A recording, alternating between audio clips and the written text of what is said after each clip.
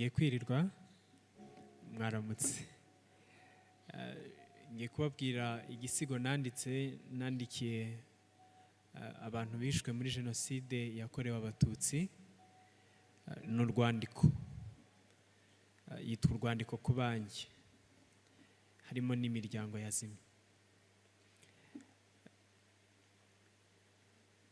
Abanjye ntabonye, abanjye numvishe, abanjye nabwiwe n'abo ntabwiwe, bandikiye ibarwa mbamutima, dore hashize imyaka 29 mutongeye kubona ukuboza. Bamwe mwanahorahojwe mbere yaho nuko mutari mwagashize mu mwuka. Kuko kuva 5 ntimwaryamye ngo mugoheke, ntimwariye ngo muhage, ntimwanyoye ngo mushire inyota, ntimwataramye ngo mwizihirwe, ntimwize ngo muminuze, ntimwakoze ngo mwizerwe. Mbeko mwari iwanyu mudatuye, murutwa n'impunzi zari zarataye ibyabo. Naba nabo bamwe muri bo barize birakunda, bataramyeho kwizihirwa, babibutsa intimbira bashengura batabi iwacu, kandi bararira mu myotsi, dore icyatujyanye ishyanga kibaraza rwa ntambi.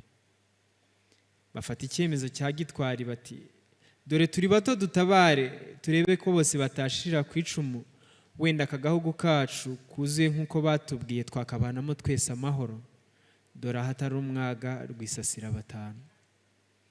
Ubu ngana uko nshiye akenge, yemwe naranaminuje, sinize menshi cyane, ariko ayo niza mpa gushishoza.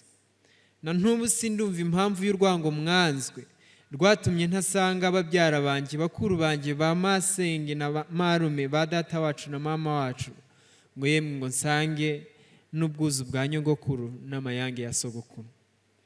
Dore babo mwasize ibikomere ni byose, ibisebe n'ibishya byabuze cyungwa, intimba yo ni nk'iyejo.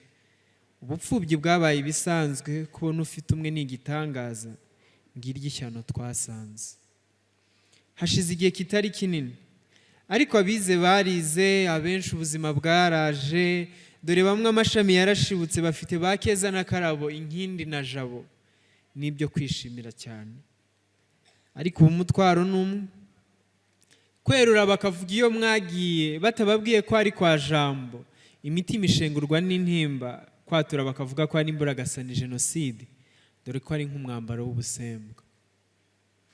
Ni umwambaro w'ubusembwa mwene Kanyarwanda yambaye, atanavuguta ngo unoge, usibye gusa kutagira uwo yazaraga iryo co mu kiragano cy'ejo. Ariko mushira impumu, turi mu Rwanda rwatabariwe n'abavunyi, abo bitwa inkotanyi, badusubiza ijabo cyane. Bwa busembwa bwa mateka, ariko atazibagirana na gato, kuko atwikiriye amaraso y'abacu. Mushira impumu, turi mu Rwanda aho njye utabazi nambariye itabaro, mwuka musa nk'uw'abavunyi, wibarutse bagatabara, ngo ndwanye uwo ari we wese ugoreka inkuru y'itabaruka ryanyu, ngo wowe cyangwa se umubyara atazitwa ikigwari n'ikiragano cy'ejo.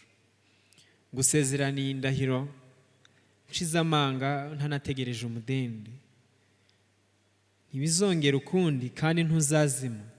Twaba duhari cyangwa tudahari, twe mu kiragano kizaza, jenoside yakorewe abatutsi izahora yibukwa none n'ejo. Wanyu Kinyingabo.